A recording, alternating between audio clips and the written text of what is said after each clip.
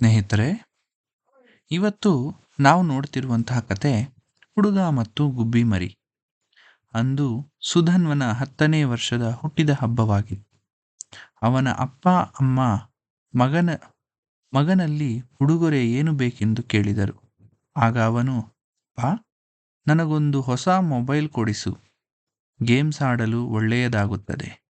ನಿಮ್ಮ ಮೊಬೈಲ್ನಲ್ಲಿ ಜಾಸ್ತಿ ಆಡಲು ಬಿಡುವುದಿಲ್ಲ ನೀವು ಎಂದು ಹಠ ಮಾಡತೊಡಗಿದನು. ಅದಕ್ಕೆ ಅವನಮ್ಮ, ಪುಟ್ಟ, ಹೀಗೆಲ್ಲ ಹಠ ಮಾಡಬಾರದು. ಮೊಬೈಲನ್ನು ತುಂಬ ಬಳಸಿದರೆ ನಿನ್ನ ಕಣ್ಣಿಗೆ ಒಳ್ಳೆಯದಲ್ಲ. ನೀನು ದೊಡ್ಡವನಾದ ಮೇಲೆ ಬೇಕಿದ್ದರೆ ಕೊಳ್ಳಬಹುದು. ಅವಶ್ಯಕತೆ ಇದ್ದಾಗ ಖರೀದಿಸುವ. ಈ ಸಲ ನಿನಗೆ ಒಳ್ಳೆಯ ಕಥೆಯ ಪುಸ್ತಕವನ್ನೋ ಆಟಿಕೆಯನ್ನೋ ಕೊಡಿಸುವೆ ಎಂದು ಸಮಾಧಾನ ಮಾಡಿದಳು.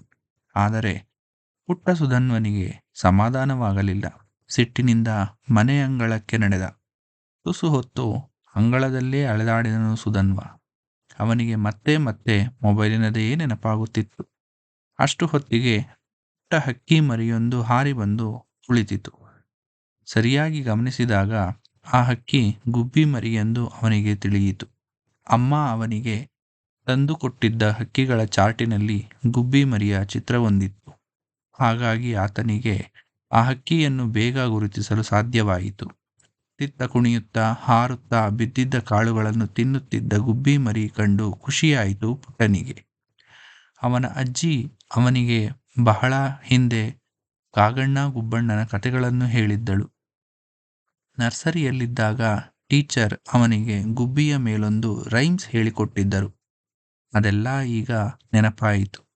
ಆ ಹಾಡನ್ನು ಹಾಡಿದನು ಸುಧನ್ವ. ಬಾಬಾರೆ ಗುಬ್ಬಿ ಮರಿ, ತಂದಿರುವೇನ ಕಳ್ಳೆಪುರಿ, ಒಟ್ಟಿಗೆ ತಿನ್ನೋಣ ಬಾ ಬಾ ಬಾ. ಹ್ಞೂ, ಗುಬ್ಬಿ ಬರಲೇ ಇಲ್ಲ.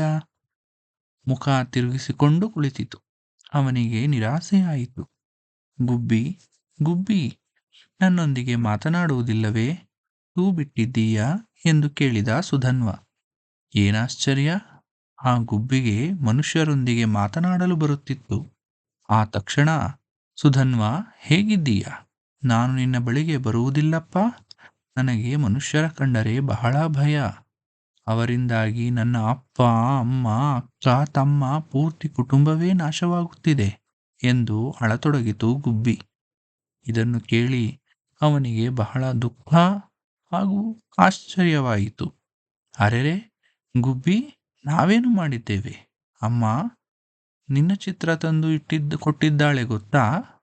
ಅಜ್ಜಿ ನಿನ್ನ ಬಗ್ಗೆ ಕಥೆಯನ್ನು ಹೇಳಿದ್ದಾಳೆ. ಟೀಚರ್ ನಿನ್ನ ಮೇಲೆ ಹಾಡು ಕಲಿಸಿದ್ದಾರೆ.